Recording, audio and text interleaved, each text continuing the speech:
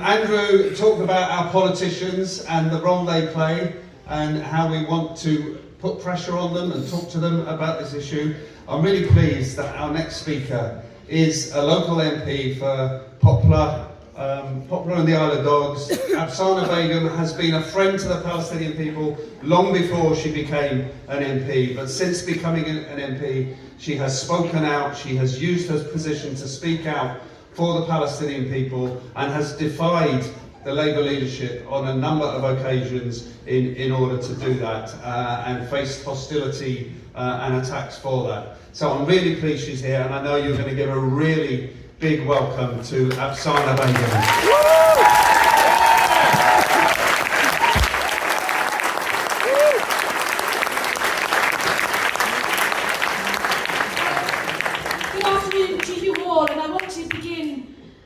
Just by reflecting on the fact that the bombing has obviously resumed, and overall the astonishing level of civilian slaughter that is happening as we speak right now is absolutely horrifying. It's unprecedented and it's unparalleled in recent memory. And I keep asking the question, I keep finding myself asking the question, how is this being allowed to continue, and how is this being allowed by the international community? And where is the urgency? Where is the urgency, the desperation to put a stop to all of this? And I find myself also asking the question about why it doesn't rival the disgust at the suffering caused by other atrocities around the world. And as has been already said, sadly we have seen it before. And in 2003, the anti-war movement faced vitriolic opposition and smear campaigns from the political establishment, but also the mainstream media. And I remember at that time I was a teenager, also somebody that participated in a school strike, came out of school in protest, and I remember that, and I remember others being part of that. No doubt many of us in this room that were part of that as well.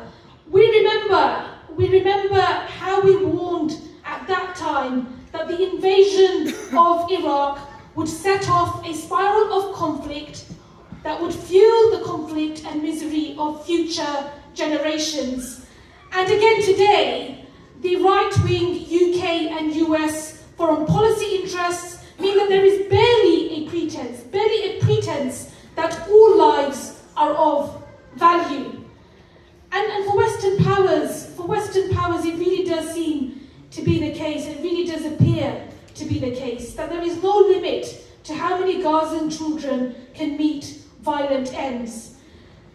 Understanding what is happening through the lens of a critique of Western imperialism and the global balance of power is absolutely key in all of this. And it's absolutely crucial to hold our government to account as to their role. For those of us who are Labour Party members, it's also vital to hold our own leadership to account.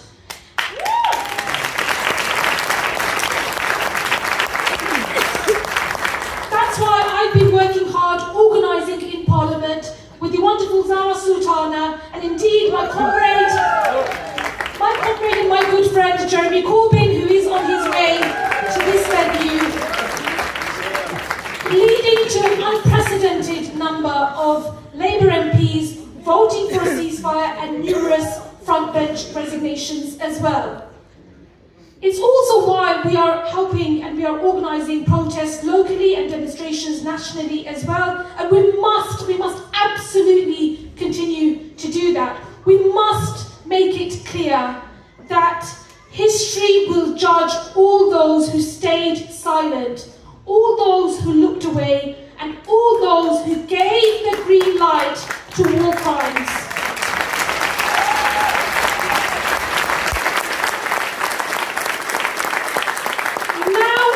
Time to stand up and be counted, whatever your background, whatever your faith, whatever your political affiliation, and wherever you may be from.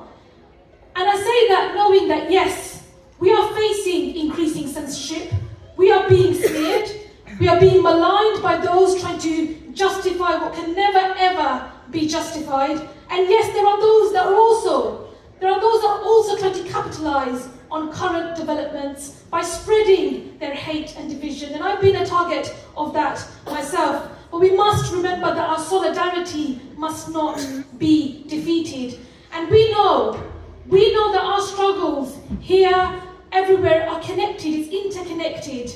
And we know that really well as East Enders, those of us in Tower Hamlets and across East London, where we have had a long history of standing up against injustice. Whether that was our Jewish community and allies standing up and opposing fascists at the Battle of Cable Street in 1936, or our Bangladeshi communities mobilizing and leading the anti-fascist mobilization in the wake of the murder of Al-Tabali just down the road from here in 1978.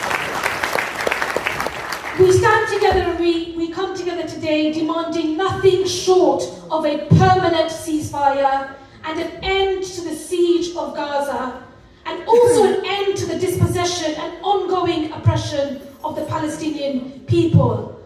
I'll keep raising my voice in Parliament, but also in demonstrations as we move forward. I can't stay for the length of the programme today, but I do urge all of you to please continue to go on the demonstrations. The next national demonstration being next Saturday. Please go to them. Please, let's keep raising our voices so that our government can continue to hear the strength of our voice. Thank you so much, and solidarity.